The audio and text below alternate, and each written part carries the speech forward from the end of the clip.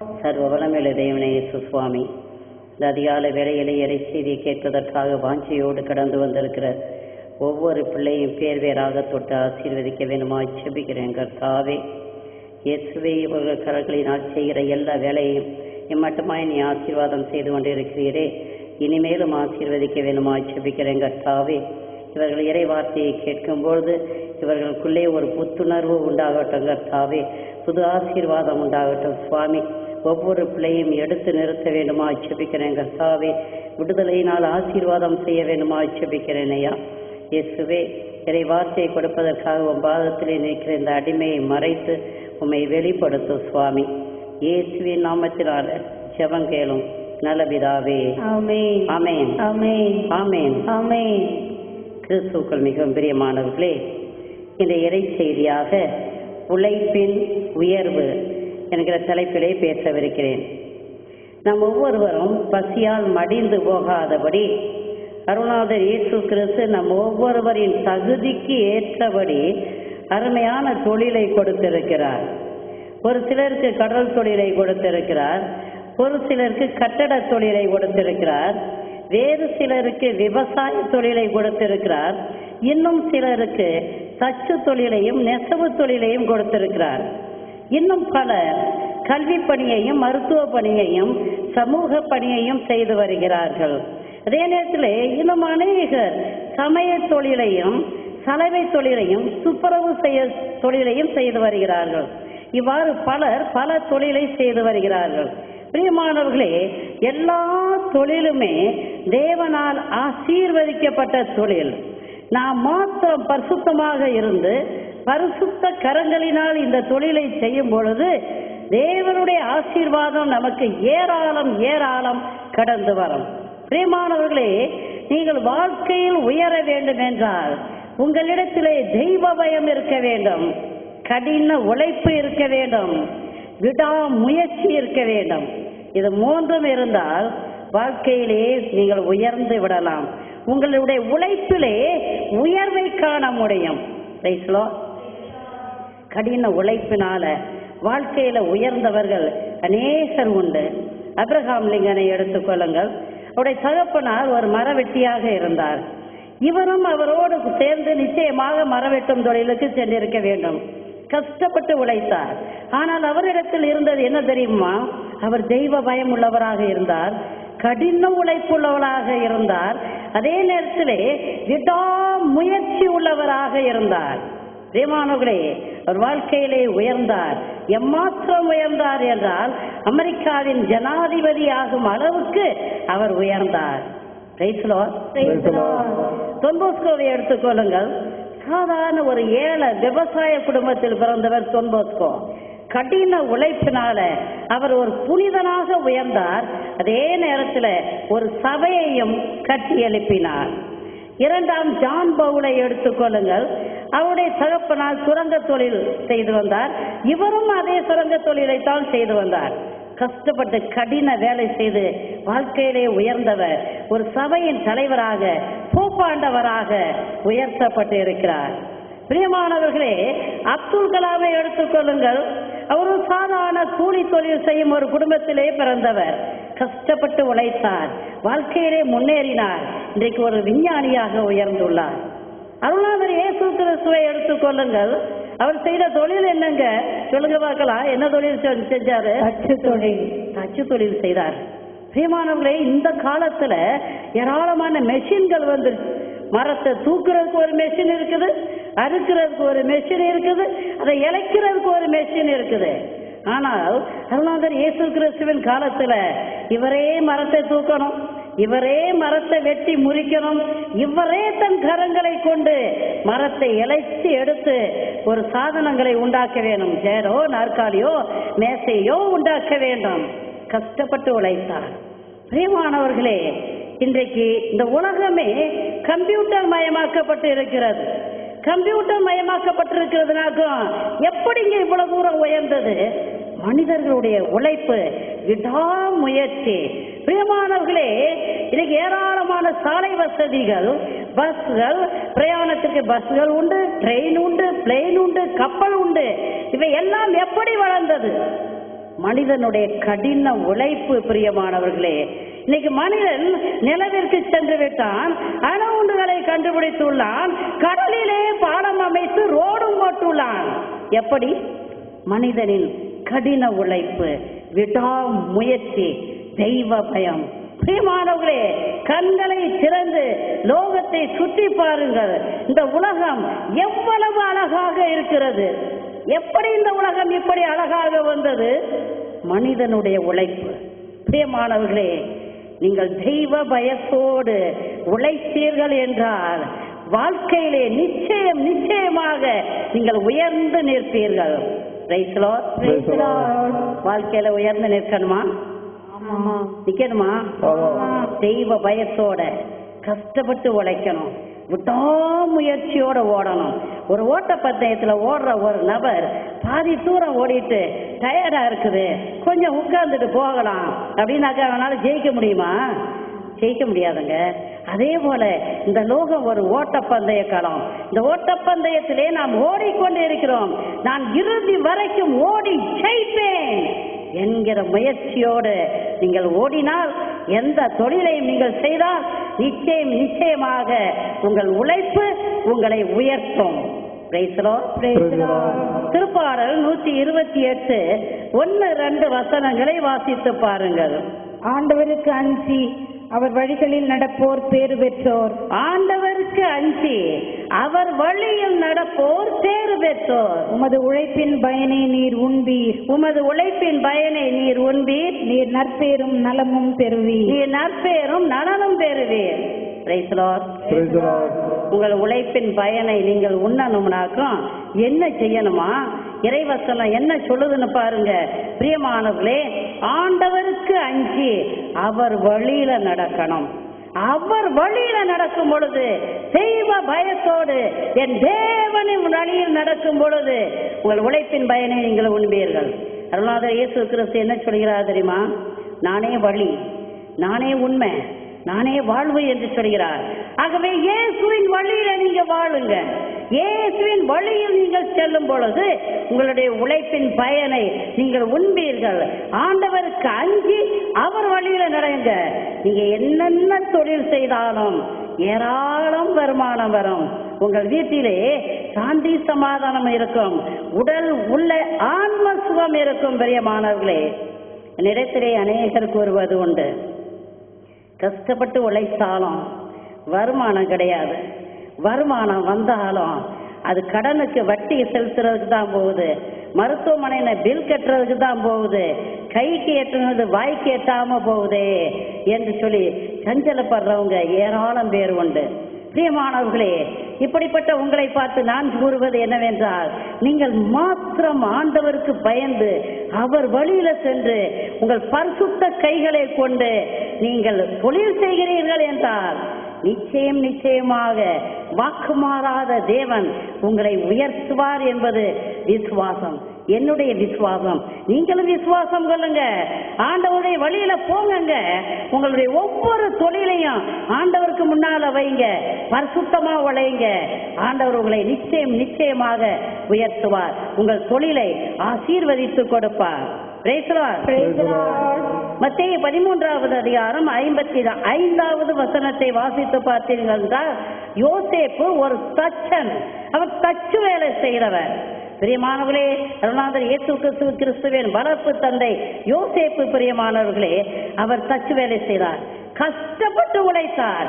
யோசேப்பு அவர் நீதிமானாக இருந்தார், பரிசுத்தவானாக இருந்தார், தெய்வ பயமுள்ளவராக இருந்தார். இந்த யோசேப்பு கஷ்டப்பட்டு உழைத்தார். பிரியமானவர்களே, அவருடைய கரத்தின் உழைப்பை ஆண்டவர் ஆசீர்வதித்தார். ஏராளமான வருமானம் வந்தது.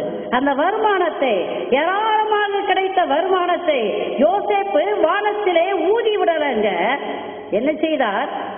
குடும்பத்தின் தலைவனாக இருந்து குடும்ப தலைவனாக பொறுப்பேற்ற யோசேப்பு மரியாதையும் இயேசுவையும் அருமையாக பராமரித்து வருகிறார், பாதுகாத்து வருகிறார்.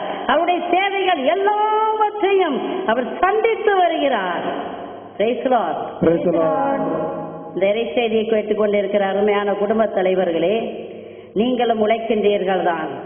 அந்த உழைப்பினால் வருகின்ற பயனை ஆதாயத்தை, வருமானத்தை நீங்கள் என்ன செய்கிறீர்கள்? அதை கொண்டு உங்கள் மனைவியையும் பிள்ளைகளையும் கட்டி எழுப்புகிறீர்களா? அவர்களுக்கு தேவையான சகலவற்றையும் நீங்கள் செய்கிறீர்களா என்று அலசி பாருங்கள். கிடைக்கிற எல்லா வருமானத்தையும் வானத்திலே ஊதி விட்டு செல்கிறீர்களா? மதுபானத்திற்கும் போதை மருந்துகளுக்கும் உல்லாச வாழ்க்கைக்கும் சூதாட்டத்திற்கும் உங்கள் பணத்தை செலவழிக்கிறீர்களா என்று அலசி பாருங்கள். பிரியமானவர்களே, ஒரு குடும்ப தலைவன் என்கிற நிலையிலே குடும்பத்திற்கு தேவையான சகலவற்றையும் செய்ய வேண்டியது உங்கள் கடமை. ஒரு சில தகப்பன்மார்கள்ட்ட, ஒரு சில குடும்ப தலைவர்கள்ட்ட நான் இப்படியாக கேட்டா, பையன் என்ன படிக்கிறான், என்ன வேலை செய்யறான் என்று கேட்டா உடனடியாக அவர்கள் என்ன சொல்வார்கள் தெரியுமா? அவன் என்ன படிக்கிறானோ எனக்கு தெரியல, மனைவி கிட்ட தான் கேட்கணும் என்று சொல்வது உண்டு. பிரியமானவர்களே, உங்கள் குடும்ப பொறுப்பு எங்கே? உனக்கு குடும்பம் என்று ஒன்று வந்து விட்டது என்றால் உன்னுடைய உழைப்பு குடும்பத்துக்கு சொந்தம். குடும்பத்திலே நீ போட வேண்டுமே ஒழிய உன் இஷ்டம் போல கால் போன போக்குல ஊதுவதற்கு அல்ல, உல்லாச வாழ்க்கை வாழ்வதற்கு அல்ல. மாணவர்களே, ஒரு சில குடும்ப தலைவர்களை எனக்கு தெரியும். தான் சம்பாதிக்கிற எல்லா பணத்தையும் இஷ்டம் போல கால் போன போக்குல வாழ்ந்துட்டு வீட்டில் இருக்கிற சின்ன சின்ன உருப்படிகளையும் ஏன் போட்டுக்கிற துணியையும் கூட வித்து குடிக்கிற குடும்ப தலைவர்களை எனக்கு தெரியும். அது மாத்திரமல்ல, மனைவியை அடின்னு அடிச்சு உன் அப்பா வீட்டு போய் பைசா வாங்கிட்டு வாடி, இல்ல எங்கேயாவது போய் கடன் வாங்கிட்டு வாடி, எனக்கு குடிக்கணும் என்று அராஜகம் பண்ற குடும்ப தலைவர்களும் உண்டு. இன்றைக்கு இந்த செய்தியை நீங்கள் கேட்கிறீர்கள் என்றால் பிரியமானவர்களே, நீங்கள் சத்தியமாக மனமாற வேண்டும். மனமாறி உங்கள் கையினால் உழைத்து கிடைக்கிற எல்லா வருமானத்தையும் குடும்பத்தில் போடுங்க. குடும்பத்திலே மகிழ்ச்சி இருக்கும், சாந்தி இருக்கும், சமாதானம் இருக்கும். உங்களை உழைப்பினால் நீங்களும் உயர்வீர்கள், உங்கள் குடும்பமும் உயரும். பிலிப்பியர் 2ஆம் அதிகாரம் 12ஆம் வசனத்திலே புனித பவுல் என்ன சொல்கிறார் என்று பாருங்கள். அச்சத்தோடும் நடுக்கத்தோடும் உங்கள் மீட்புக்காக உழைத்து வாருங்கள். பவுல் என்ன சொல்றாரு? அச்ச நடுக்கத்தோட மீட்புக்காக உழைக்க வேண்டும் என்று சொல்கிறார். உலக செல்வங்களுக்காக, பட்டம் பதவி பெயர் புகழுக்காக ஓடி ஓடி ஓடி உழைக்கிற மக்களே, இரவு பகலாக உண்ணாமல் உறங்காமல் சொத்து சேர்க்கிற மக்களே, புனித பவுல் என்ன சொல்கிறார் என்று பாருங்கள். அழிந்து போகிற இந்த சொத்துக்காக அலைந்து அலைந்து அலைந்து பாடுபடுகிற மக்களே, அழியாத சொத்து பரலோகத்தை சுதந்திரித்துக் கொள்ள பாருங்க என்று சொல்கிறார். உன் மீட்புக்காக, உன் ஆன்ம மீட்புக்காக, இறை அரசிலே ஒரு இடம் பிடிப்பதற்காக நீ உழைக்க வேண்டும் என்கிறார். அருள்நாதர் இயேசு கிறிஸ்து நம்மளை பார்த்து சொல்கிறார், இந்த உலகத்துல நீ வாழ்ந்தாலும் நீ இந்த உலகத்துக்குரியவள் அல்ல. Though you are in the world, you are not of this world. நீ இந்த உலகத்துல வாழ்ந்தாலும் உலகத்துக்குரியவன் அல்ல. நாம் எல்லோரும் பரலோகத்துக்குரியவர்கள், பரலோகத்திற்காக முன்குறிக்கப்பட்ட மக்கள். பரலோகத்திற்காக முன்குறிக்கப்பட்ட மக்கள் என்றால் அந்த பரலோக ராஜ்யத்தை நாம் சுதந்திரித்துக் கொள்ள வேண்டும். அழிந்து போகிற இந்த சொத்தை வைத்து, அழிந்து போகிற இந்த லோகத்து பொருட்களையும் செல்வத்தை வைத்து அழியாத பரலோக ராஜ்யத்தை நீ சுதந்திரித்துக் கொள்ள வேண்டும் என்று அருள்நாதர் இயேசு கிறிஸ்துவும் புனித பவுலும் கூறுகிறார்கள். எப்படி பரலோக ராஜ்யத்தை சுதந்திரித்துக் கொள்வது? பிரியமானவர்களே, உங்களுடைய உழைப்பினால் கிடைத்திருக்கிற சொத்தை வைத்துக் கொண்டு, பணத்தை வைத்துக் கொண்டு ஏராளம் ஏழைகளுக்கு உதவி செய்யுங்க, தான தர்மம் செய்யுங்க. இந்த உலகத்துல ஏழைகள், அனாதைகள், அகதிகள், கைவிடப்பட்டவங்க ஏராளம் பேர் உண்டு. அவர்களுக்கு உதவி செய்யுங்க. இயேசு என்ன சொல்கிறார்? நான் தாகமாக இருந்தேன், எனக்கு தண்ணீர் கொடுங்கள். நான் ஆடை இல்லாம இருந்தேன், எனக்கு நீங்க ஆடை கொடுத்தீங்க. நான் சாப்பாடு இல்லாம இருந்தேன், எனக்கு சாப்பாடு கொடுத்தீங்க. நான் சிறைச்சாலையில இருந்தேன், மருத்துவமனையில இருந்தேன், என்னை சந்திக்க வந்தீங்க. எப்போ ஆண்டவரே, எப்போ நீ தாகமாக இருந்தீர்? எப்போ நீ ஆடை இல்லாம இருந்து, எப்போ பசியோட இருந்து, எப்போ நாங்க உமக்கு உதவி செய்தோம்? ஆண்டவர் என்ன சொன்னார்? என்ன சொன்னார் சொல்லுங்க பார்க்கலாம்.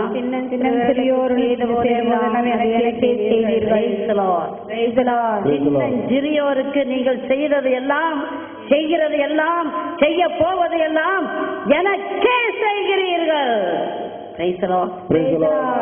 விண்ணுக்கும் மண்ணுக்கும் அதிபதி அருளாந்தர் இயேசு கிறிஸ்து. பிரியமானவர்களே, தான தர்மம் செய்யுங்க. விண்ணகத்துல உங்களுக்கு ஒரு இடம் நிச்சயமாக இருக்கும். இரண்டாவதாக, பரலோக ராஜ்யத்திலே உங்களுக்கு இடம் வேணும்னாக்கும் நீங்க செய்ய வேண்டிய ஒரு காரியம் என்னன்னாக்கும் நற்செய்தி பணி செய்யுங்க. மார்க் 16:15 வாசிங்க. அவர்களை நோக்கி உலகெங்கும் சென்று படைப்பிற்கெல்லாம் நற்செய்தியை பறைசாற்றுங்கள். உலகமெங்கும் சென்று படைப்பிற்கெல்லாம் நற்செய்தியை பறைசாற்று. பிரியமான சகோதரா, நீ கடின உழைப்பினால் கிடைத்த அந்த வருமானத்தை வைத்து ஏராளம் பைபிள்களை வாங்கி நீ மக்களுக்கு கொடுக்கலாமே.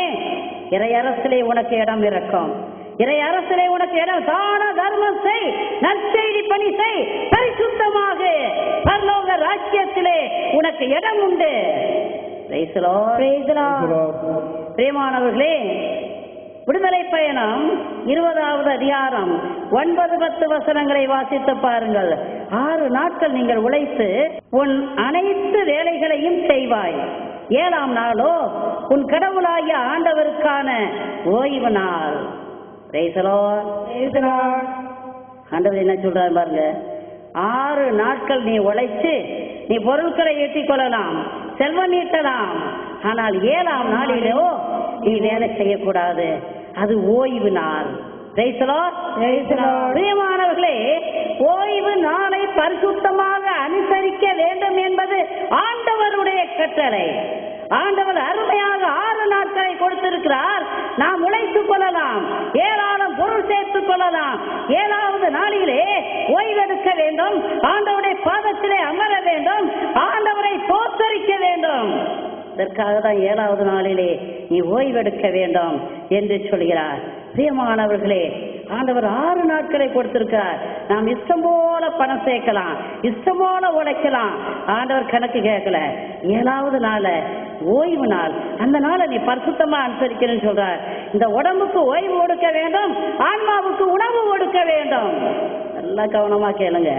7வது நாளாகிய ஓய்வு நாளிலே உடலுக்கு ஓய்வு கொடுக்கணும், ஆன்மாவுக்கு உணவு கொடுக்க வேண்டும்.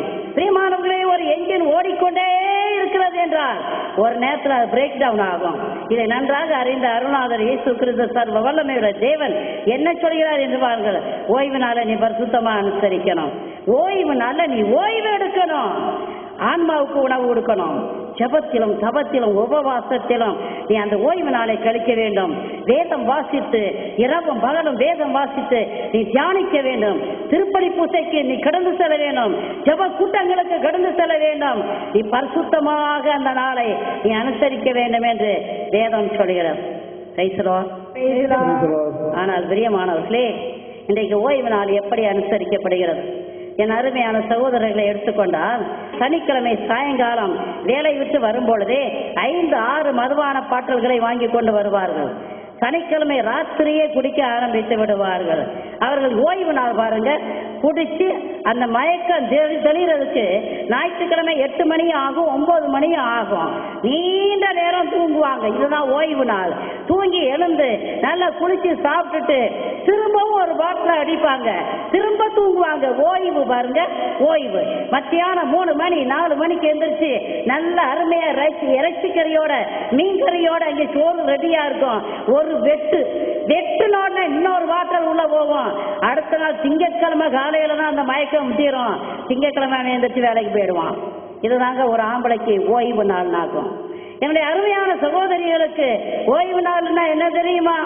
ஒரு வாரம் துவைக்காம கிடக்கிற துணியெல்லாம் வாரி போட்டு துவைக்கிறது, வீட்டெல்லாம் பெருக்கி எடுத்து சுத்தம் பண்றது, எல்லா வண்ட பாத்திரங்களையும் வாரி இழுத்து போட்டு கழுவுறது, சுவையான சாப்பாடு சமைக்கிறது, எல்லாம் சாப்பிட்டு கிளீன் பண்ணி முடிச்சாச்சுனாக்கா டிவி பெட்டிக்கு முன்னால உட்கார்ந்துருவாங்க. மணிக்கணக்கா சீரியல் பார்ப்பாங்க, மணிக்கணக்கா சினிமா பார்ப்பாங்க. ஓய்வு நாள் முடிந்து விட்டது.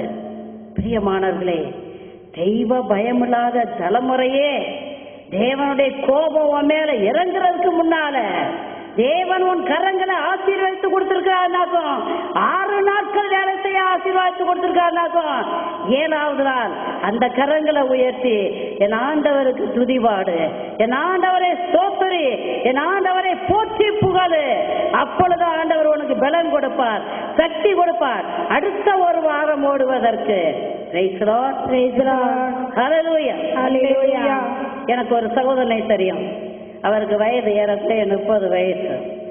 365 நாளும் அவர் வேலைக்கு போவார். ஊர்ல இருக்கிற மற்ற மக்களுக்கு தான் வேலை இல்லைன்னு சொல்லிட்டு வீட்டில் உட்கார்ந்துருப்பாங்க. ஒரு நேரம் வேலைக்கு போவாங்க, ஒரு நேரம் வேலை இல்லைன்னு சொல்லுவாங்க. ஆனா இந்த சகோதரனுக்கு எப்படித்தான் வேலை கிடைக்குமோ எனக்கு தெரியாது, 365 நாளும் வேலைக்கு போவார். அப்போ நான் ஒரு சில சமயம் நான் சொல்றது உண்டு, எப்பா இப்படி வேலை செஞ்சு நீ எங்கே தான் போய் நிற்க போற? ஏன் ஞாயிற்றுக்கிழமை பூசைக்கு வந்தான்னா, ஜெபத்துக்கு வந்தான்னா, ஏன் இப்படி? அப்போ அது அவர் என்ன சொல்வார், சிஸ்டர் உடம்புல சத்து இருக்கிற வரைக்கும் தான் உழைக்க முடியும், நல்லா உழைச்சி தீர்ந்து கிழவனான பிறகு அப்போ உழைக்க முடியாது பாருங்க, அந்த நேரத்தில் கடவுளை தேடலாம் அப்படின்னு அவர் சிரிச்சு கொண்டே சொல்லுவார். பிரியமானவர்களே, அவருக்கு வயது 30 இருந்த பொழுது ஒரு நாள் 4 பேர் சேர்ந்து அந்த ஆளை கட்டில போட்டு ஆஸ்பத்திரிக்கு தூக்கிட்டு ஓடியாந்தாங்க. அப்போ மருத்துவர் பரிசோதித்து பார்த்தார், ரத்த வாந்தி. அவர் ரொம்ப சீரியஸ் ஆயிட்டாரு, இனிமே ஒன்றும் செய்ய முடியாது அப்படின்னு அந்த மருத்துவர் சொல்லிவிட்டார். பிரியமானவர்களே, இந்த சகோதரன் என்னை மெதுவாக கூப்பிட்டார், சிஸ்டர் அப்படி வாங்கன்னு சொல்லிட்டு. அவன் மெதுவாக போய் குனிஞ்சு என்னப்பான்னு கேட்டேன். ஓடி ஓடி உழைச்சேன், அது உங்களுக்கு தெரியும். ராத்திரி பகல்னு இல்லாம உழைச்சேன், அது உங்களுக்கு தெரியும். வெயில் மழைன்னு பார்க்காம உழைச்சேன், அது உங்களுக்கு தெரியும். அப்படியா உழைச்சு 5 லட்சம் பேங்க்ல போட்டிருக்கேன் சிஸ்டர். இப்போ நான் ஜாவ போறேன்னு டாக்டர் சொல்லிட்டாரு. அந்த சொத்து யாருக்கு போய் சேரும், அந்த பணத்தை யாரு அனுபவிப்பா என்று சொல்லி அங்கலாயிட்டான். பிரியமானவர்களே, நீ அங்கலாயிட்டு மடிகிறதுக்கு முன்னால அந்த பணத்தை நல்ல வழியில செலவிடு. இறை ராஜ்யத்துக்குள்ளே ஒரு இடத்தை பிடிப்பதற்கான வழியை நீ கண்டுபிடி. தான தர்மத்தை நற்செய்தி பணி செய். Praise the Lord. Praise the Lord. சபையுரையாளர் 2ஆம் அதிகாரம் 21வது வசனத்திலே அவர் என்ன சொல்றான்னு பாருங்க. ஞானத்தோடும் அறிவாற்றலோடும் திறமையோடும் ஒருவர் உழைக்கிறார். உழைத்து சேர்த்த சொத்தை அதற்காக உழைக்காதவருக்கு விட்டு செல்கிறார். அவரது உழைப்பும் வீணே. Praise the Lord. Praise the Lord. எல்லாருக்கும் நல்லா கேட்டுச்சுன்னு நினைக்கிறேன். பிரியமானவர்களே, இதுதாங்க ஞானியார் சொல்றாரு. நீ கஷ்டப்பட்டு உழைச்சி நீ என் பிறருக்கு விட்டுட்டு போறாயனாக்கும் அதனால என்ன பயன்? ஆக பிரியமானவர்களே, அச்ச நடுக்கத்தோடு தேவனுக்கு விருப்பமான வழியில வாழ்க்கையை அமைத்துக் கொள்ளுங்கள். அப்பொழுது இம்மையிலும் மறுமையிலும் நீங்கள் சந்தோஷமாக இருக்க முடியும். Praise the Lord. Praise the Lord. 2 குறிப்பேடு 31வது அதிகாரம் 20-21 வசனங்களை வாசிங்க. எசேக்கியா யூதாவெங்கும் இவ்வாறு செய்தார். அவர் தம் கடவுளாம் ஆண்டவர் திருமுன் நல்லவராகவும் நேர்மையுடையவராகவும் உண்மையுடையவராகவும் ஒழுகினார். அவர் கடவுள் இல்லத்திற்கான ஒவ்வொரு திருப்பணியையும் திருச்சட்டத்திற்கும் கட்டளைக்கும் ஏற்றவாறு செய்து ஆர்வமுடன் உழைத்து தம் கடவுளை முழு இதயத்தோடு நாடினதால் அவர் அனைத்திலும் வெற்றி கண்டார். பிரியமானவர்களே, இந்த எசேக்கியா ராஜா கடவுளை முழு உள்ளத்தோடு தேடிய காரணத்தினால எல்லாவற்றிலும் வெற்றி கண்டார். அருளாதர் இயேசு கிறிஸ்து சொல்கிறார், நம் ஆண்டவரே உன் கடவுளை முழு இதயத்தோடும் முழு உள்ளத்தோடும் முழு மனதோடும் முழு ஆற்றலோடும் அன்பு செய்வாயாக. இதுதாங்க முதல் கட்டளை. இந்த எசேக்கியேல் ராஜா கட்டளைகளை கடைபிடிக்கிறவராகவும் நல்லவராகவும் உண்மையுள்ளவராகவும் நேர்மையாளராகவும் நம்பிக்கைக்குரியவராகவும் வாழ்ந்து வந்தார். அவர் கடவுளை முழு மனதோடு அன்பு செய்து வந்தார். முழு உள்ளத்தோடு முழு இதயத்தோடு முழு மனதோடு அன்பு செய்து வந்தார். அவர் செய்த எல்லாவற்றிலும் வெற்றியே கண்டார்.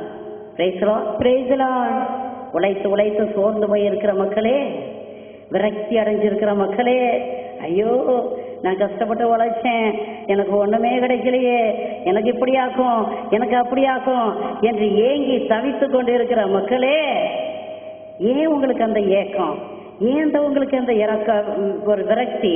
இன்னைக்கு எசேக்கியா ராஜாவை பாருங்க, கடவுளை முழு உள்ளத்தோடு தேடினான், ஆண்டவர் அவனை நிறைவாக ஆசீர்வதித்தார். அவன் செய்தது எல்லாத்திலையும் வெற்றியே கண்டான். Price the lord, praise the Lord. பிரியமானவர்களே, தாவீது ராஜா இப்படியாக சொல்கிறார், என் ஆண்டவரே சன்னிதானத்தில் ஒரு நாள் இருப்பது வேறு இடத்துல 1000 நாட்கள் இருப்பதை விட மேலானது என்கிறார். பிரியமானவர்களே, தாவீது தேவனுடைய பிரசன்னத்தில் இருப்பதற்கு அவர் ஏங்கினார். கடவுளை முழு உள்ளத்தோடு அன்பு செய்தவர் தாவீது. அவருடைய பிரசன்னத்தில் இருக்கணும் ஏங்குற ஆண்டவரே, உன் பிரசன்னத்தில் ஒரு நாள் இருப்பது எவ்வளவோ மேலானது என்கிறார். அவருக்கு வேலை இல்லாமையா இருந்துச்சு, நாட்டை பற்றி பணி இல்லாமையா இருந்துச்சு, குடும்பத்தை குறித்த காரியங்கள் இல்லாமலா இருந்துச்சு. இவை எல்லாவற்றிற்கும் மேலாக ஏராளம் வேலை இருந்தும் இவை எல்லாவற்றிற்கும் மேலாக தாவீது கடவுளை தேடினார்.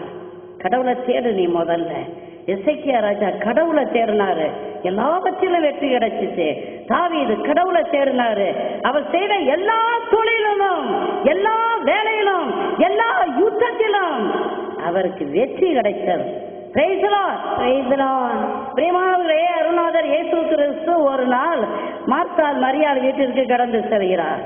அங்கே மார்த்தாள் இயேசுவை பார்த்ததுமே ஓடி அதை செய்யறதும் இதை செய்யறதும், இந்த பதார்த்தம் செய்யறதும் அந்த பண்டம் செய்யறதும் ரொம்ப பிஸியா இருக்கிறார். மரியாதை என்ன செய்யறா? இயேசுவின் பாதத்துல அமர்ந்து அவர் சொல்றதை கேட்டுக்கிட்டே இருக்கிறார், அப்படியே பரவசமாகி இருக்கிறார். பிரியமானவர்களே, ஒரு நேரத்துல மார்த்தாள் ஓடி வந்து இயேசுவை பார்த்து என்ன சொல்றார்? இவன் பாதத்துல உட்கார்ந்து இருக்கிறாரு, நான் தனியா வேலை செஞ்சுட்டு இருக்கேனே, இவனை நீ அனுப்ப கூடாதா என்று குறை சொல்கிறார். பிரியமானவர்களே, ஓடி ஓடி ஓடி ஓடி ஓடி உழைச்சா மார்த்தாள் யாருக்காக? இயேசுக்காக தான். ஆனால் அவர் ஒரு கட்டத்துல விரக்தி அடைஞ்சிட்டார். பிரியமான ஊழியக்காரர்களே, தெளிவாக அறிந்து கொள்ளுங்கள். நீங்க ஓடி ஓடி ஓடி ஓடி ஓடி கஷ்டப்பட்டு உழைக்கலாம், ஒரு பாயிண்ட்ல நீங்க விரக்தி அடைஞ்சிருவீங்க. ஆனால் இயேசுவோடு நீங்கள் இருக்கும் பொழுது விரக்தி அடையவே மாட்டீங்க. இயேசு மார்த்தாளை பார்த்து என்ன சொன்னார்? மார்த்தாளே, நீ அநேக காரியங்களை குறித்து நீ கவலைப்பட்டு இருக்க, தேவையானது ஒன்னே ஒண்ணு, தேவையானது ஒன்னே ஒண்ணு. மரியாள் நல்ல வகை தெரிந்து கொண்டாள், மரியாள் மோட்ச ராஜ்யத்தை பற்றி கொண்டாள், பரலோகத்திலே ஓர் இடத்தை அவள் சுதந்திரித்துக் கொண்டாள். Price the lord, praise the Lord. ஓடி ஓடி ஓடி ஓடி ஓடி ஓடி உழைக்கிற மக்களே, நீங்கள் விரக்தி அடைஞ்சு போகாதபடி பாருங்க. மரியாதை பாருங்க, இயேசுவை முழுவதுமா பற்றி கொண்டார். தாவீது ஆண்டவரை முழுவதுமா பற்றி கொண்டார். எசேக்கியா தேவனை முழுவதுமாக பற்றி கொண்டார். அவர்கள் செய்தது எல்லாவற்றிலும் வெற்றியே கண்டார்கள். Price the lord, praise the Lord. தொடக்க நூல் 26வது அதிகாரம் 12-13 வசனங்களை வாசித்து பாருங்கள். பிரியமானவர்களே, பிலிஸ்திய நாட்டிலே குடியேறிய ஈசாக்கு, கானா நாட்டுல பஞ்சம், அங்கே பிலிஸ்திய நாட்டுல போய் ஈசாக்கு குடியேறிட்டாரு. குடியேறிய ஈசாக்கு கஷ்டப்பட்டு உழைக்கிறார். அவர் தெய்வ பயம் உள்ளவர், கடவுளை முழுவதுமாக அன்பு செய்த ஒரு மகன், தேவ சித்தத்தையே நிறைவேற்றிய அந்த ஈசாக்கு கஷ்டப்பட்டு உழைக்கிறார். பிலிஸ்திய நாட்டுல கஷ்டப்பட்டு உழைக்கிறார், கிணறு வெட்டுறாரு, அவர் பயிர் விதைக்கிறார், விவசாயம் செய்கிறார். விவசாயம் செய்ய ஆண்டவர் அவருடைய தொழிலை ஆசீர்வதித்து 100 மடங்கு பலனை கொடுத்தார். Price the lord, praise the Lord. நீங்களும் பிரியமானவர்களே, தெய்வ பயத்தோடு கஷ்டப்பட்டு உழைங்க, விடாமுயற்சியோட உழைங்க. அப்பொழுது தேவனுடைய ஆசீர்வாதம் உங்க மேல என்றென்றுமாக இருக்கும். நீங்க செய்யற எல்லா தொழிலையும் அவர் ஆசீர்வதித்து கொடுப்பார். Praise the lord, praise the lord. Isaac விதை விதைத்து 100 மடங்கு அறுவடை செய்தார். ஈசாக்கு விதை விதைத்து 100 மடங்கு அறுவடை செய்தார். உன்னையும் ஆசீர்வதிப்பேன், அதுபோல் உன்னையும் ஆசீர்வதிப்பேன். Price the lord, praise the Lord. தேவனுடைய ஆசீர்வாதம் உங்களுக்கு வேணுமா? 100 மடங்கு ஆசீர்வாதம். வேணுமா வேண்டாமா? வேணும். வேணும்னாக்க நீங்க என்ன செய்யணும்? அவரை முழுவதுமாக பற்றி கொள்ளுங்கள், முழுவதுமாக பற்றி கொள்ளுங்கள். கஷ்டப்பட்டு உழைங்க, விடாமுயற்சி. இன்றைக்கு தோல்வியா, எழுந்துரு. நாளைக்கு வெற்றியா, ஆண்டவருக்கு ஸ்தோத்திரம் பண்ணு. அதுக்கு அடுத்த நாள் தோல்வியா, எழுந்துரு. அதுக்கு அடுத்த நாள் வெற்றியா, ஸ்தோத்திரம் பண்ணு. வெற்றியும் தோல்வியும் வாழ்க்கையில மாறி மாறி மாறி மாறி மாறி தாங்க வந்துகிட்டு இருக்கோம். எல்லா நாளும் எனக்கு வெற்றி வேணும் என்று நீ நினைச்சாக்கும் படுபாதாரத்துல ஒரு நாள் தொப்புன்னு விழுந்துருவேன். ஜாக்கிரதை. பிரியமானவர்களே, ஆதாமும் ஏவாளும் கீழ்ப்படியாமை என்ற பாவத்தை செய்தார்கள். அதனால் பாவமும் சாபமும் மரணமும் உலகத்தில் நுழைஞ்சது. பிரியமானவர்களே, தொடக்க நூல் 3:12 வாசிச்சு பாருங்க. நீ பாடுபட்டு உழைத்தாலும் நிலம் முள்செடியையும் முட்புதரையும் உனக்கு அது பிறப்பிக்கும். ஆண்டவர் போட்ட சாபம். காரணம், நீ செய்யாதே என்று சொன்ன ஒன்றை ஆதாமும் ஏவாளும் செய்தார்கள். அதனால் நீ மண்ணிலிருந்து உண்டாக்கப்பட்டு இருக்கிறாயே, இந்த மண் உனக்கு எதிராக நிற்கும். இந்த மண் உனக்கு முட்செடிகளையும் முட்புதர்களையும் விளைவிக்கும். நீ பாடுபட்டு உழைத்தாலும் உனக்கு பலன் இருக்காது. பிரியமானவர்களே, நீங்க நினைக்கலாம் எங்க வீட்டுல ஏதோ சாபம் இருக்குது போல, ஏதோ பேய் தொலை இருக்குது போல, அதனாலதான் நான் செய்யற தொழில் ஒண்ணுமே விளங்க மாட்டேங்குது. போட் எடுத்து விட்டா அது நஷ்டத்துல போகுது, தொழில் செய்தாக்கா அது நஷ்டத்துல போகுது, வெளிநாட்டுக்கு போனா அங்கேயும் வேலை இல்லை, நஷ்டத்துக்கு மேல நஷ்டம். இதுக்கெல்லாம் காரணம் ஏதோ ஒண்ணு இருக்குது, ஏதோ ஒண்ணு இருக்குதுன்னு சொல்லிட்டு நீ எங்கேயா ஓடுற? நீ எங்க ஓடுற? யாத்த ஆலோசனைக்கு ஓடுற? உடனே ஒரு மந்திரவாதி கிட்ட ஓடுற. மந்திரவாதி கிட்ட போய் என் வீட்டுல இப்படி துன்பம் இருக்கா, அப்படி துன்பம் இருக்கா, இது இருக்கு அது இருக்குது, இதுக்கு காரணம் என்ன? அவன் உடனே உன் வாயில இருந்து எல்லா வார்த்தைகளையும் முடிங்கிக்கிட்டு இதுதான் காரணம், இதுதான் காரணம், இதுக்கெல்லாம் இதெல்லாம் சரி கட்டுறதுனா அது என்னால மாத்திரம்தான் முடியும். நீ என்ன செய்யற? 1,01 ரூபா வைங்க, எல்லாம் சரியாயிரும். இத நீ செய்துட்டு இந்த காணிக்கை எனக்கு வச்சுட்டு நீ வெளிநாடு போ, ஒரு நாளைக்கு 1 லட்சம் ரூபாய் நீ வாரி இறைப்ப. மந்திரவாதி யாருங்க? சாத்தானுடைய கூலிப்படை. சாத்தானுடைய கூலிப்படைகள் தான் மந்திரவாதி, மாய வித்தக்காரங்கள், செய்வனை செய்யறவன். இவனே ஒரு குழியில கிடக்குறான். இந்த குழியில கிடக்கிறவன்ட்ட போய் நீ உதவிக்காக நிக்கிறிய, நீலாம் ஒரு மனுஷனா? நீ ஒரு மனுஷனா? அந்த குழியில கிடக்கிறவன், குழியில கிடக்கிற இன்னொருத்தனை தூக்கி விட முடியுமா? அவன் சாத்தான கையில வச்சுக்கிட்டு சாத்தான் வேலை செய்துகிட்டு இருக்கான். சாத்தானுக்கிட்ட இருந்து ஆசீர்வாதமா வரும், சாத்தானுக்கிட்ட இருந்து சாபமும் அடிவும் மானக்கேடும் தான் வரும். அது பிரியமானவர்களே, பாவக்கட்டுல இருந்தோம், சாபக்கட்டுல இருந்தோம், நோயின் கட்டுல இருந்தோம், பேயின் கட்டுல இருந்தோம், மரண கட்டுகள்ல இருந்தோம். விடுவிக்கக்கூடிய ஒருவர் இருக்கிறார். அவர் யாரு?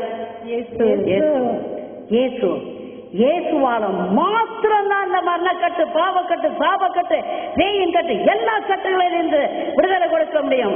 கட்டுகளை தகர்த்தறிகிறவர் இயேசு கிறிஸ்து, முத்திரைகளை உடைக்கிறவர் இயேசு கிறிஸ்து, நேற்றும் இன்றும் நாளையும் மாறாத தேவன் இயேசு கிறிஸ்து.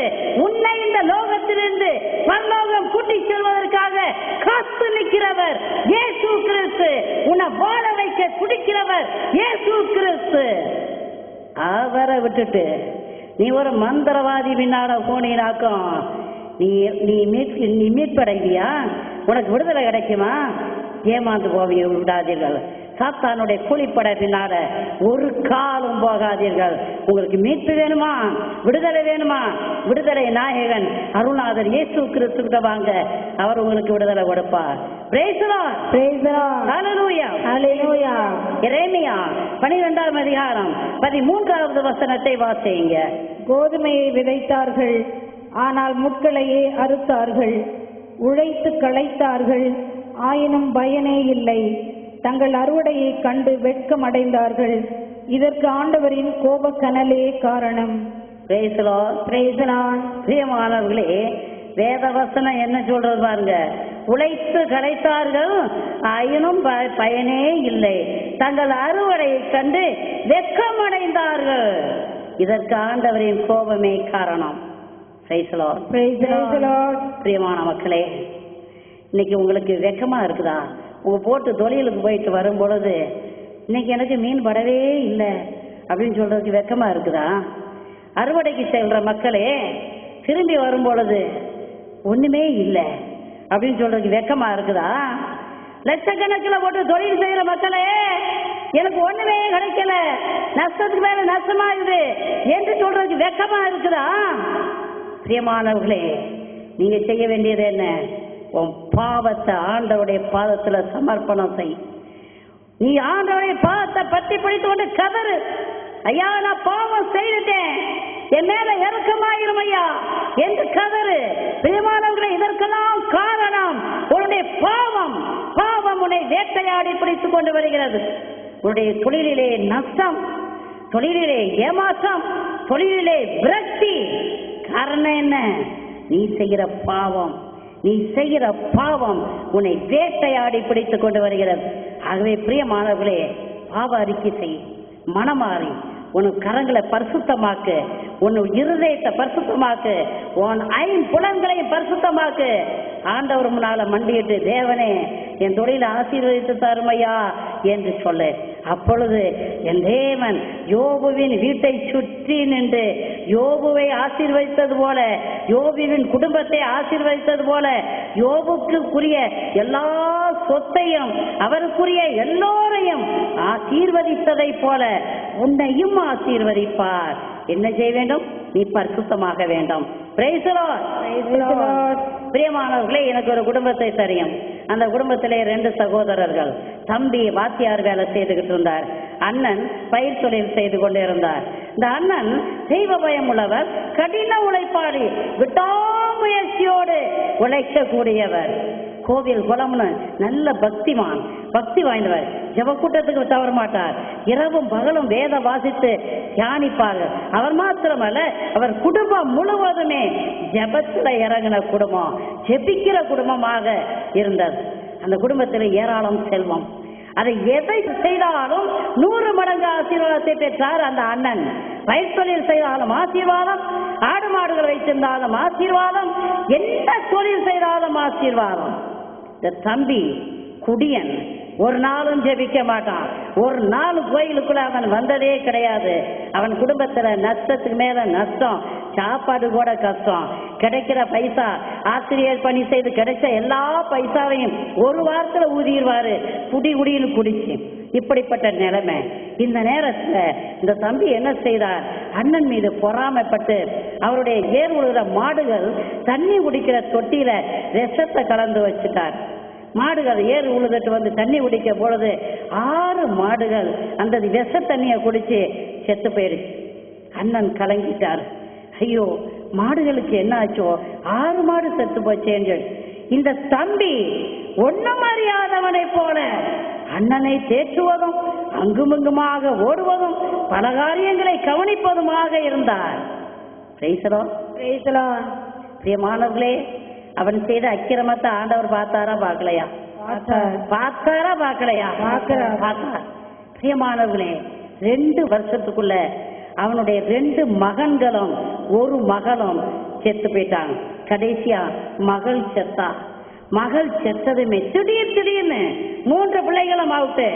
3வது பிள்ளை அவர் அதிகமாக அன்பு செய்த மகள் இறந்ததுமே இவரால வேதனை தாங்க முடியல. கத்தி கதறிய அந்த வாத்தியார் என்ன சொன்னா தெரியுமா? ஐயோ, என் அண்ணனுக்கு செய்த துரோகம் என் தலை மேல விழுந்துருச்சு. வாயிலா ஜீவன்களுக்கு நான் விஷ வச்சு கொன்னேனே, என் 3 பிள்ளைகளும் போச்சே என்று புலம்புனார். புலம்பி அழுதார். Praise the Lord. Praise the Lord. பாவம் உன்னை வேட்டையாடி பிடிக்கும். பாவம் உன்னை வேட்டையாடி பிடிக்கும். அடுத்தவன் நஷ்டப்பட்டு போயிடணும்னு சொல்லிட்டு நீ அடுத்தவனுக்கு தீங்கு செய்தாய் என்றால் அந்த தீங்கு உன் தலையிலே வந்து விழும். ஆக பிரியமானவர்களே, கஷ்டப்பட்டு உழைச்சி ஒரு முன்னேறி இருக்கிறாங்கனாக்கும் அதை பார்த்து நீங்க பொறாமப்படுறதை விட, அவங்க அழிஞ்சு போயிடணும்னு நினைக்கிறத விட, ஏன் நானும் கஷ்டப்பட்டு உழைக்க கூடாது, ஏன் நானும் தெய்வ பயம் உள்ளவளா இருக்கக்கூடாது, ஏன் நானும் முன்னேறக்கூடாது, அப்படி நினைக்கணுமே ஒழிய கஷ்டப்பட்டு முன்னேறி இருக்கிறவன் அழிஞ்சு போக வேண்டும், அதை பார்த்து நான் சந்தோஷப்பட வேண்டும் என்று நீங்கள் நினைத்தீர்கள் என்றால் நீங்கள் மனிதர்களே கிடையாது. Praise the Lord. Hallelujah. Hallelujah. 2 குறிப்பேடு 6ஆம் அதிகாரம் 26வது வசனத்தை வாசித்து பாருங்கள். 2 குறிப்பேடு 6ஆம் அதிகாரம் 26வது வசனம். அவர்கள் உமக்கு எதிராக பாவம் செய்ததால் வானம் அடைபட்டு மழை பெய்யாது இருந்தது. Praise the Lord. Praise the Lord. பிரியமானவர்களே, இன்னைக்கு அநேகர் சொல்றது நான் கேள்விப்பட்டேன், ஐயோ மழை பெய்யலையே, இது என்ன காரணம்னு தெரியலையே, இதுவாக இருக்குமோ அதுவாக இருக்குமோ, மரங்கள் எல்லாம் வெட்டுனதுதான் காரணமா இருக்குமோ, மழை பெய்யாம இருக்குதே என்று அநேகர் பேசுவாங்க. ஆனா இது நம்ம செய்யற பாவம் தான் இதுக்கு காரணம்னு சொல்லிட்டு யாருமே பேச மாட்டாங்க. இன்னைக்கு வேதவசனம் என்னங்க சொல்லுது? நீங்க பாவம் செஞ்சதுனால வானம் அடைபட்டு போய்விட்டது, மழை பெய்கிறது நிறுத்தப்பட்டிருக்குது என்று வேதம் சொல்கிறது. நீங்கள் பாவம் செய்யும் பொழுது இயற்கையே உங்களுக்கு எதிராக இருக்கும். நீங்கள் செய்கிற விவசாய தொழில் பாதிக்கப்பட்டதாக இருக்கும் பிரியமானவர்களே. ஆகவே பிரியமானவர்களே, இந்த நாட்களிலே ஏராளமான இயற்கையின் சீற்றங்களை நாம் பார்த்து கொண்டுதான் இருக்கிறோம். எங்கு பார்த்தாலும் பூகம்பங்கள், பெருவெள்ளங்கள், அதே போல எரிமலை வெடிப்பு, சுனாமி, சூறாவளி காற்று என்று ஏராளம் இயற்கையின் சீற்றங்களை பார்க்கிறோம். எங்கு பார்த்தாலும் மரண ஓலங்கள். பிரியமானவர்களே, பரிசுத்தமாக இருங்க. நீங்க பரிசுத்தமாக இல்லைன்னா நீங்க பாவிகளா இருக்கிறீங்கன்னாக்கும் நீங்க செய்யற தொழில் ஆசீர்வதிக்கப்படாது, இயற்கையும் உங்களுக்கு எதிராக இருக்கும் என்று வேதம் சொல்கிறது. பிரியமானவர்களே, ஒரு காலம் பாவ வழியில போய் பணம் சம்பாதிக்கிறதுக்கு நீங்க ஆசைப்படவே கூடாது. பீடி, சிகரெட்டு, புகையில, மூக்குப்பொடி, மதுபானம், போதை மருந்துகளை விற்றோ, உடலை விற்றோ, மருத்துவமனைகள்ல பணி செய்யற மக்களே, நீங்கள் குடும்ப கட்டுப்பாடு செய்தோ, கருச்சிதைவு செய்தோ ஏராளமான பணங்களை நீங்கள் குவிக்கலாம் என்று நீங்கள் ஆசைப்பட்டுக் கொண்டு இருந்தீர்கள் என்றால், சூதாட்டத்தினால் ஏராளமான பணத்தை வாழலாம் என்று நீங்கள் ஆசைப்பட்டீர்கள் என்றால் ஆண்டவருடைய சாபம் உங்க மேல வரும். பிரியமானவர்களே, பாவ வழியில நீ பணம் சம்பாதிக்க விரும்பினாக்கும் அது உனக்கு மானக்கேட்டையும் அழிவையும் தான் கொண்டு வந்து கொடுக்கும். ஆகவே பரிசுத்தமான வழியில உங்க கரங்களை பரிசுத்தப்படுத்தி நீங்க உழைங்க. கடின உழைப்புக்குள்ள நீங்கள் கடந்து செல்லும் பொழுது உங்கள் கரத்தினால் செய்கிற எல்லா வேலையையும் ஆண்டவர் ஆசீர்வதிக்க காத்திருக்கிறார். Praise the Lord. எனக்கு ஒரு சகோதரன் தெரியும், டீ கடை வச்சு குழப்பு நடத்திக்கிட்டு இருந்தவர். ஒரு இணையத்தை வந்து சொன்னார், சிஸ்டர் இந்த டீ கடை வச்சு நான் எவ்வளோ கஷ்டப்படுறேன், ஆனால் வாழ்க்கையில முன்னேறவே முடியல, வருமானமே இல்லை சிஸ்டர் அப்படின்னு சொன்னார். அப்போ நான் சொன்னேன், டீ கடையில் வேற என்ன வச்சு வைக்கிற என்று கேட்டேன். அது பாருங்க, பாக்கு வகைகள் வச்சு வைக்கிறேன், பீடி, சிகரெட்டு இதெல்லாம் வச்சு வைக்கிறேன், கொஞ்சம் போதை மருந்தோட வச்சு வைப்பேன், அது யாருக்கும் தெரியாம அப்படின்னு சொன்னார். அப்போ நான் சொன்னேன், நீ பாவப்பட்ட பொருட்களை வைத்து வைக்கும் பொழுது பரிசுத்தராம் தேவனுடைய ஆசீர்வாதம் உனக்கு எப்படி வரும்? அதை நீ உன் கடையை மாற்று, டீ கடையில இருந்து பழக்கடையா மாற்று என்று சொன்னேன். உனக்கு முதல்ல பரிசுத்தமாக பாவ வாழ்க்கையை எடுத்து போடு, அதோட நீ இந்த டீ கடையை விட்டுட்டு நீ பழக்கடை ஆரம்பியான்னு சொன்னேன். அவர் அப்படியே செய்தார். இன்னைக்கு சென்னையிலே அவர் நல்ல வசதியோடு வாழ்ந்து வருகிறார். Praise the Lord. ஆண்டவருக்கு உகந்த தொழிலை செய்யுங்க. அப்போ உங்க வாழ்க்கை முன்னேறதா முன்னேறலையான்னு பாருங்க. நிச்சயமாக உங்க வாழ்க்கை முன்னேறும், ஆண்டவர் ஆசீர்வதிப்பார். Praise the Lord. ஆகாய் 2ஆம் அதிகாரம் 17வது வசனத்தை வாசியுங்க. உங்களையும் உங்கள் உழைப்பின் பயனையும் வெப்பு நோயாலும் நச்சு பனியாலும் கல் மழையாலும் வதைத்தேன், ஆயினும் நீங்கள் என்னிடம் திரும்பி வரவில்லை என்கிறார் ஆண்டவர். Praise the Lord. பிரியமானவர்களே, ஒரு சில சமயம் ஆண்டவர் நமக்கு நோயை கொடுக்கிறார், சில கஷ்டங்களை கொண்டு வருகிறார். எதற்காக? இப்போதாவது இவன் மனம் திரும்ப மாட்டானா, இப்பொழுதாவது திரும்பி வந்துவிட மாட்டானா என்று ஆண்டவர் எதிர்பார்க்கிறார். ஆனால் வேதவசனம் என்ன சொல்கிறது? ஆனால் மக்களோ மனம் திரும்பி ஆண்டவர்கிட்ட போகலை என்று சொல்லப்படுகிறது. ஏராளமான மக்கள் விபச்சாரத்துக்கு அடிமைப்பட்டு கிடக்கிற மக்கள் எய்ட்ஸ் வியாதியினால பாதிக்கப்பட்டு கிடக்கிறாங்க. இந்த எய்ட்ஸ் வியாதியினால பாதிக்கப்பட்ட பிறகாவது ஆண்டவரே நான் பாவம் செஞ்சுட்டேன் ஐயா அப்படின்னு வர்றவங்க எத்தனை பேர் இருக்கிறாங்க? இந்த ஆண்டவருக்கு கண்ணே இல்லையா? என்னை ஏன் எய்ட்ஸ் வியாதியினால தண்டிக்கிறாரு? உலகத்துல மற்றவன் செய்யாத பாவத்தையா நான் செஞ்சுட்டேன், இதுல என்ன பெருசு இருக்குது என்று சொல்லிட்டு இன்னும் மீண்டும் மீண்டும் அவன் பாவத்துல போறானே ஒழிய செய்த பாவத்துக்காக மன்னிப்பு கேட்கிறவன் ஒருதனமே கிடையாது.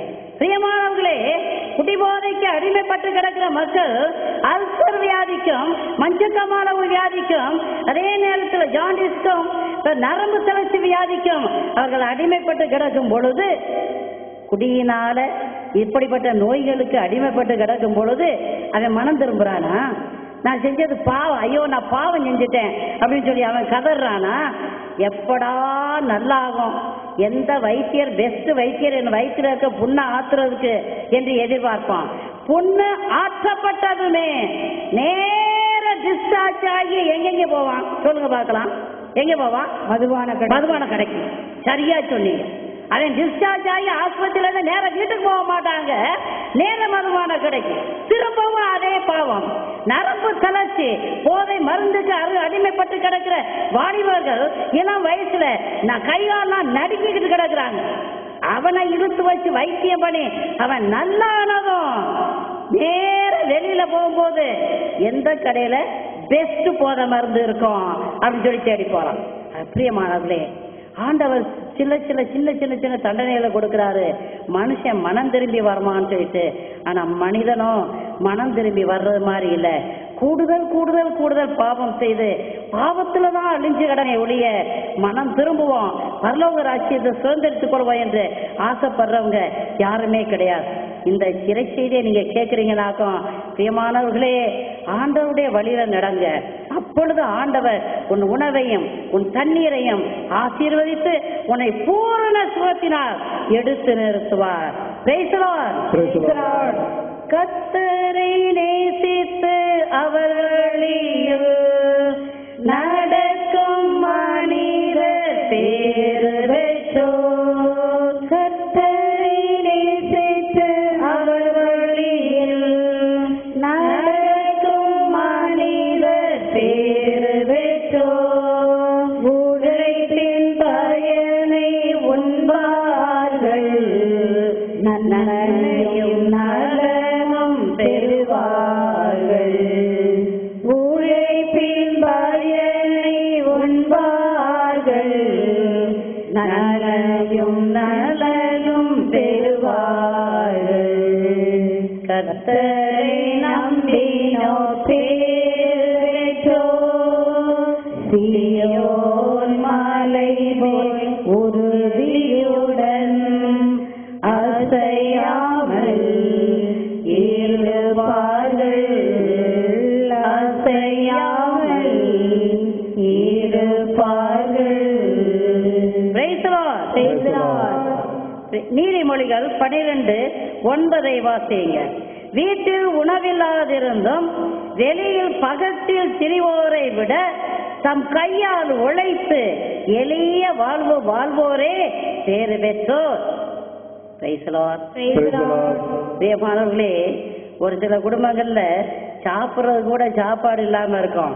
ஆனா அவங்க நடக்கிற நடையும் போற போக்கும் பேசுற பேச்சும் அடாடாடாடா பெரிய கோடீஸ்வர வீட்டு பிள்ளைகளை போல நடந்துக்கிருவாங்க.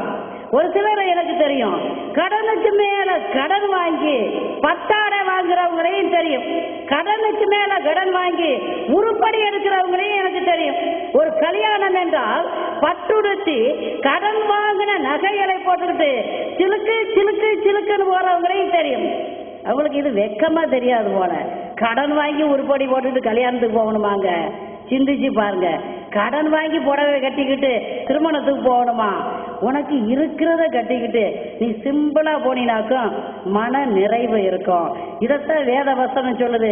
நீ உழைச்சி கஷ்டப்பட்டு உழைச்சி ஒரு டம்ளர் கூழ் குடிச்சிட்டு படுத்தினாக்கும் மனசுக்கு நிம்மதியா இருக்கும். அதுக்கு பதிலாக தாம்பீகமா கடனுக்கு மேல கடன் வாங்கி ஒய்யாரமா வாழணும்னு சொல்லிட்டு நீ 5 ஸ்டார் ஹோட்டல்ல போய் உட்கார்ந்துட்டு சாப்பிட்டீனாக்கும் மானக்கேடு. Praise the Lord. Praise the Lord. எனக்கு ஒரு சகோதரியை தெரியும். வகை வகையான உருப்படிகளை போட்டுட்டு வருவாங்க. நல்ல அருமையான ஃபைன் சூப்பர் புடவைகளை கட்டிட்டு வருவாங்க. அப்போ நான் ஒரு நாள் கேட்டேன், உங்களுக்கு நல்ல வசதி உண்டோ? அடிக்கடி பார்க்குறேன் புது புது புடவையாக கட்டுறீங்க, புது புது செயினா புது புது மாடலில் போட்டுட்டு வர்றீங்களே, எப்படி அப்படின்னு கேட்டேன். வீட்டுக்காரர் வெளிநாட்டில் இருக்காரோ?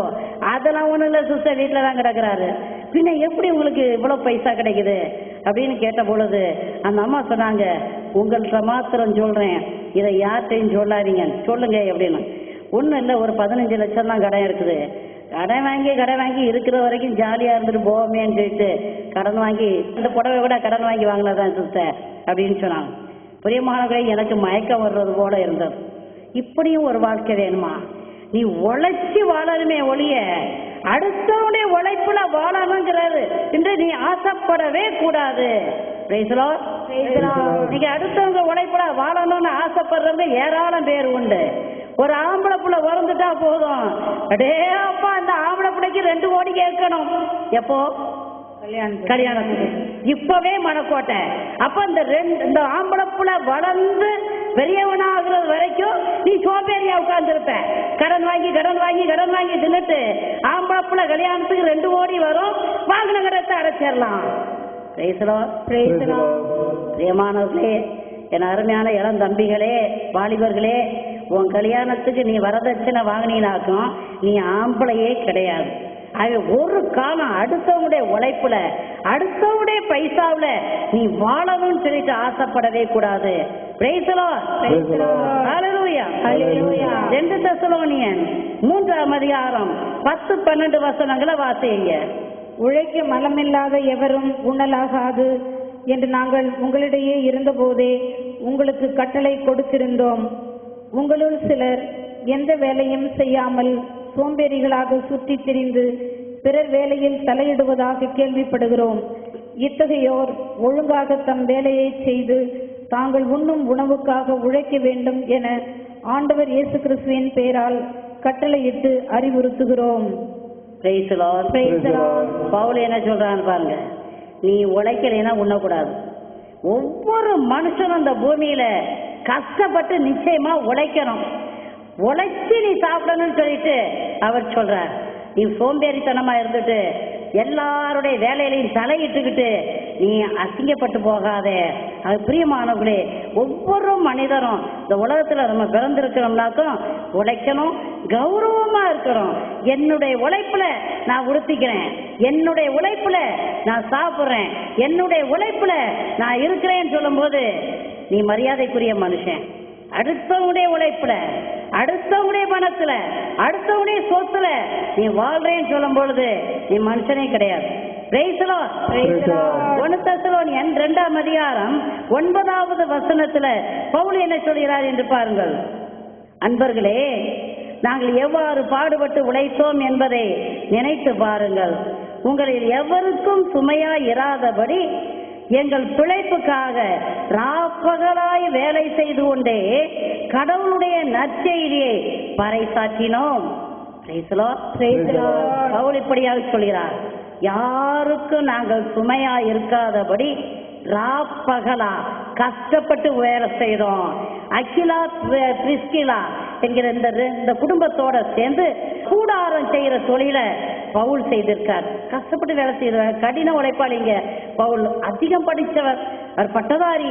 இவ்வளவு படிச்சு இருந்தும் நான் யாருக்கும் சுமையா இருக்கக்கூடாது என்கிற ஒரு நிலையில அவர் கூடார வேலையை செய்கிறார். அந்த கூடார வேலை செய்யற அதுல வர்ற வருமானத்தை தன்னுடைய செலவு போக மீதி நற்செய்தி பணி செய்கிறார்.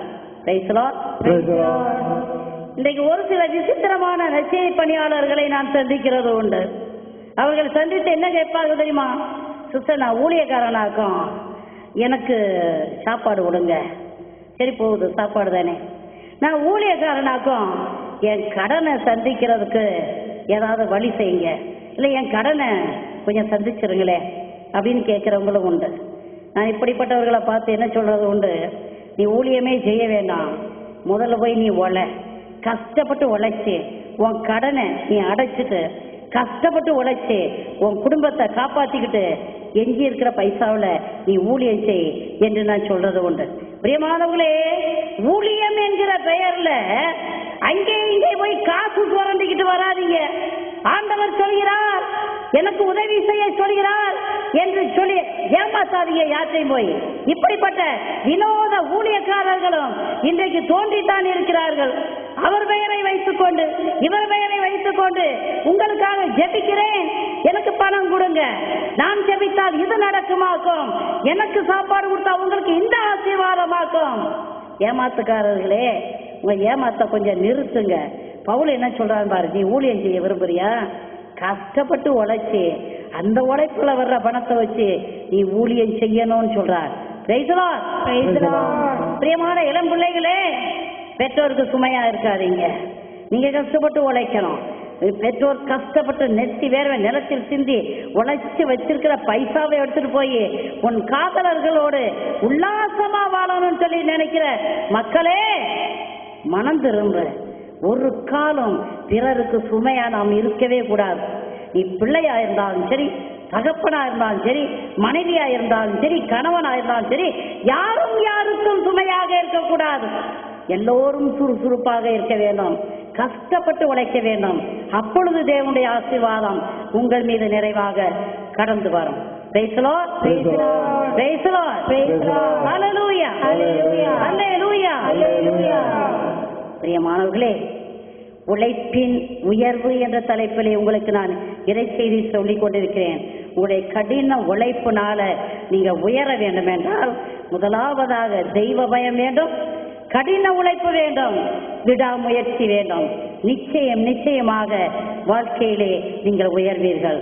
என் தேவன் இயேசு கிறிஸ்து உங்கள் கரங்களை ஆசீர்வதித்து உங்கள் உடலுக்கு பூரண சுகத்தை கொடுத்து உங்களுக்கு கொடுத்திருக்கிற பணியை செம்மையாக செய்யும் அளவுக்கு, ஏராளமான வருமானத்தை பெருக்கி கொடுக்கும் அளவுக்கு தேவன் உங்களை நிறைவாக ஆசீர்வதிப்பாராக.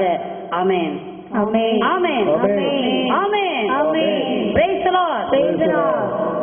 சர்வ வல்லமையுள்ள தேவனே இயேசு சுவாமி, இந்த இறை செய்தியை கேட்பதற்காக, இந்த பிள்ளைகளை இங்கே கூட்டி சேர்த்த கிருபைக்காக நன்றி சுவாமி.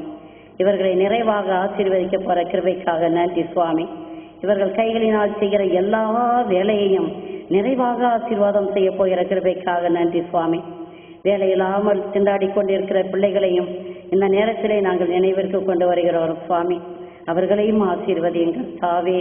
இயேசுவே, நேற்று மீண்டும் நாளையும் மாறாத தேவனே, நானே வழியும் உண்மையும் வாழ்வுமாக இருக்கிறேன் இருக்கிற தேவனே, வாழ்வுக்காக போராடி கொண்டிருக்கிற இந்த பிள்ளைகள் மீது கருணையாயிருந்து நல்ல வேலையிலே இவர்களை அமர்த்தி ஏராளமான வருமானத்தை பெருக்கி தர வேணுமாய் ஜெபிக்கிறேன் சுவாமி.